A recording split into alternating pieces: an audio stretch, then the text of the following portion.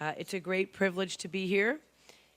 My hat is off to the Women's Intercultural Network for all the great work you do, the conversations you have, breaking from my comments where I walked in and I was hearing, and can you imagine if I said this in my workplace to most of the people I work with? Don't be a dick, be a Jane. Someone said that. Someone, as soon as I walked in, the beautiful lady in the back said that, and I said, this is my kind of crowd. But how would that go over in the San Francisco Fire Department? I'm gonna give it a shot. So I'm gonna try it. Thank you, and thank you to Marilyn. She has been a friend and supporter throughout the years, and I really, really appreciate it. I'm very proud to be serving as San Francisco's fire chief.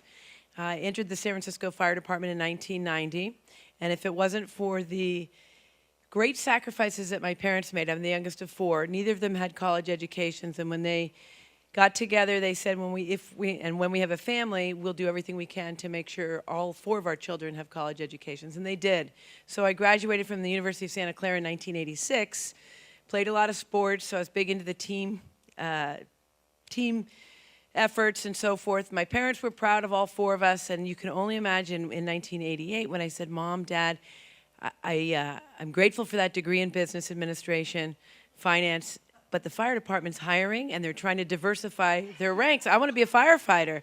And they said to me that, you know, we will do whatever we can to support you. I can honestly say they were very supportive, very skeptical as well, for mainly three different reasons. One, it's very dangerous. We're concerned about you.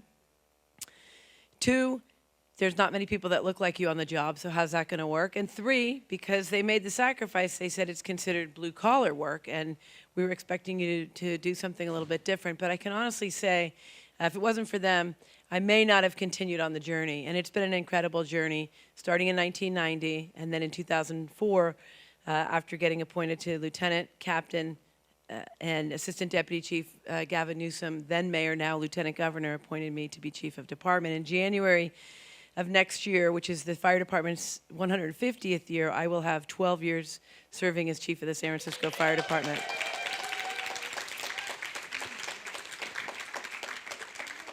It has been very rewarding. It's also been very challenging, particularly my last year. I've been challenged. I've had to make some tough decisions. I stand by all of them. They're not always popular, but it's the right thing to do on some of the tougher decisions I've made. A couple of things I just wanted to share, and this is very interesting conversation, so I won't go on too much longer, but just when people are talking about women's leadership styles versus men's, as you know, 2004 was a pretty big year. Then Mayor Newsom did quite a few things in terms of marriage equality, moving that forward. He appointed me as San Francisco's fire chief. He appointed Heather Fong as San Francisco's police chief. Monique Moyer became port director. Kamala Harris was our district attorney. So in a post-9/11 environment, I was working with Chief Fong, and I said, you know, we're doing a lot of the same training. It was WMD, Weapons of Mass Destruction training. And I said, what do you think about putting the classrooms together? Instead of 40 police officers and 40 firefighters, merging them, 20 and 20, getting to know our public safety partners. And she said, great idea. So we decided to have lunch. Remember, we went to a Chinese restaurant. We invited our command staff, and the command staff was very skeptical. They said, what do you think they want? What are they doing? And this Chinese buffet lunch. And we said we wanted to get together because we wanted to combine training with members, and so they get to know each other in a non-emergency environment.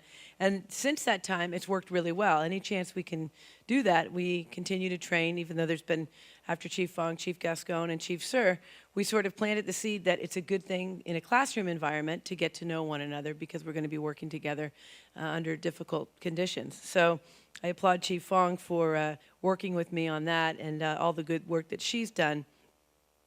The other thing is big about partnerships, and I think women in general are more collaborative. It comes a little bit more natural.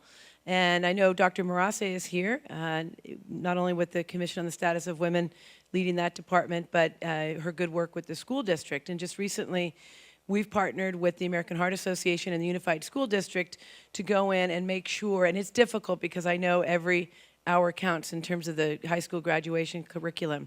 But one of the things I feel very strongly about is making sure that we can get as many people in our community, and we have a very engaged community, involved. And so we have now had, as part of the curriculum, agreed to incorporate CPR hands-only, compressions-only training so that every ninth grader will get that this year. And in order to graduate, you will have to have had that. So it's, again, good collaboration.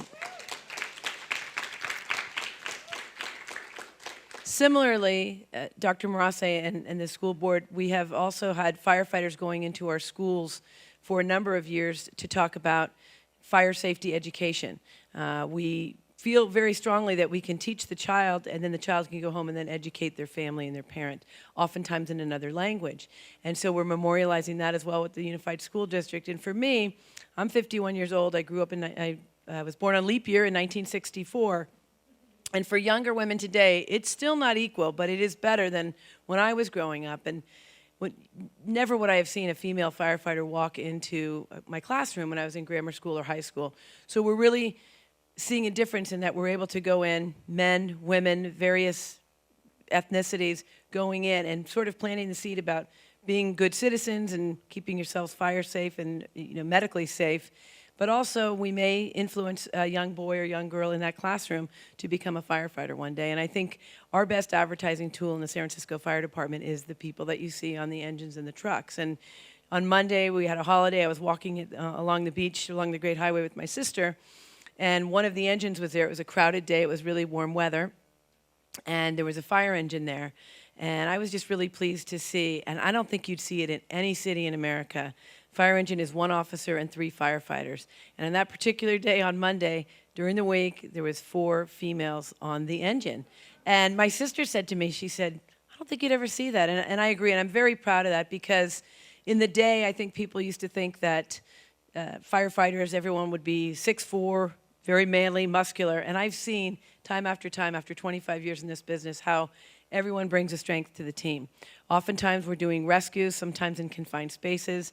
It's the smaller statured person, whether it's a woman or a man, that's more agile and can get the job done in that particular situation. So I think we're blessed to be living in a place like San Francisco where we do have diversity. It's not only tolerated, but it's embraced, and certainly it's done so in the San Francisco Fire Department.